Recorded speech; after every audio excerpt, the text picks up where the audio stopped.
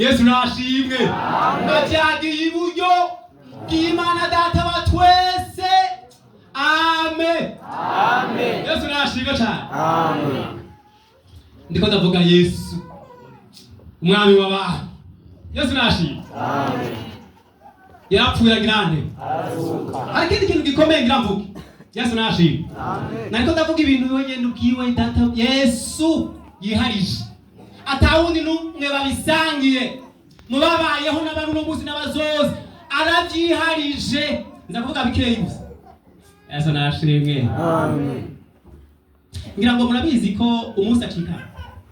Yari saha zingahe? Niwe wenyene uko tuvyiga canke twavyigishije mu mateka y'isi. Yacikanye isi gatetemera. Yesu nashimwe. Amen. Irahinda gashitsi. Yesu nashimwe. Amen. Ubwo ndavyugira mu mutima. Yari kwiribaza ngo mbega uyu mugabo angana gutya jewe ndamukwiza he? Yesu nashimwe. Ishirako irahinda gashitsi, iratetemera, irabiruka ibigenza, ariko kuko yapfuye kubera byishakiye iremera iruguru arije. Yesu nashimwe. Haleluya. Ndiko ndavuga umugabo yitwa Yesu umwana w'Imana. Musubiramo muti Yesu. Yesu uraganje. Uraganje. Nibindi twoshobora kongera ko kandi byukuri Yesu nabahezagire cyane. Amen. Ndiko ndavuga umugabo yitwa Yesu umwami w'abantu. Kubaho udafise Yesu vraiment nimba ruhombe bubaho nuko communauté kanaka ishobora kubaho vraiment idafise izina rya Yesu. Ko buhombe urarengeje. Wasanga umugabo n'umugore n'abana familie hari yaha bariho vraiment iri zina rya Yesu atakibaza rifisi wabo. Aba bantu vraiment bariziro nimwe n'abantu bapfuye. Amen. Haleluya. Amen. Yesu nashimwe. Amen. Abo turi kumwe ndabo turi kumwe. Yesu nabahezagire. Amen. Yapfuye isi irabimenya iturubuku. Irabonera ko yo bigenzi irabibura. Isi iterwa n'ubwira kabiri n'imisozi nayo irabimenya irataka. Yesu nashimwe. Amen. Kubera izina rya Yesu.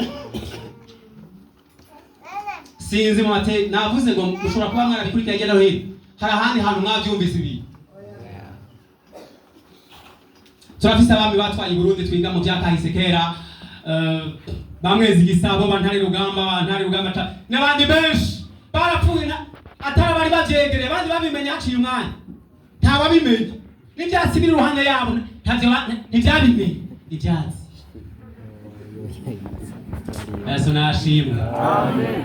Ndiko ndavuga umugabo yitwa Yesu ndatumupepeye kandi.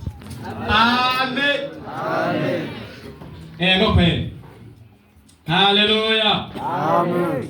Haleluya. Haleluya. Amen. Mvuge cha gatatu. Oyo ni wa mugabo wenyene mu mateka y'isi. Yesu nashimwe.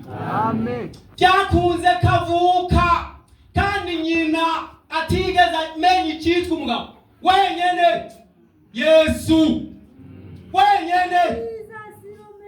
Nabonye abaganga ngaha nabonye ndabara bamwe turazereye abandi ngaha mumbarire vre mumaze kwakira kankizi zingahe ku mavuriro wanyu zingahe ari hari vre mavuga ati turamaze kwakira basimwe agire cyane. Nariko ndavuga ngo nibi umwana w'Imana Yesu yiharije wenyene kuko yavutse mu buryo butangaje burengeye ibyo abahanga bize mu mashuri n'ubushakashatsi bushobora kuba bwarakozwe n'abantu birengeye ngaho. Byarakunze kavuka n'ukuri nyina atigeze ahura n'icitwa umugabo. Ibyo muri siyansi ya musi y'izuba vraiment ntibishoboka, ariko kuri Yesu we yagize nte byarashobotse.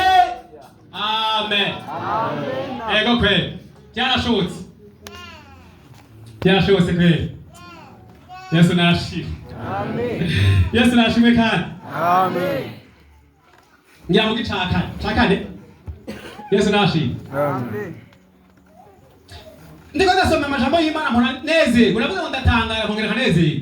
Yesu nashimwe. Amen. Abazi guharura murabona ko kuva Yesu arangije ndavuga muri aya majambo igikorwa gikomeye cyo gucunga umwana w'umuntu, tukagerageza guharura turabona ko ari imyaka irenga isaga gatoya 2000. Yesu nashimwe. Ndabesha ni 2000 bingahe? 2 ngiramo n'imisago. Yesu nadufashe. Mpora ntangara rero ingene yubatse projet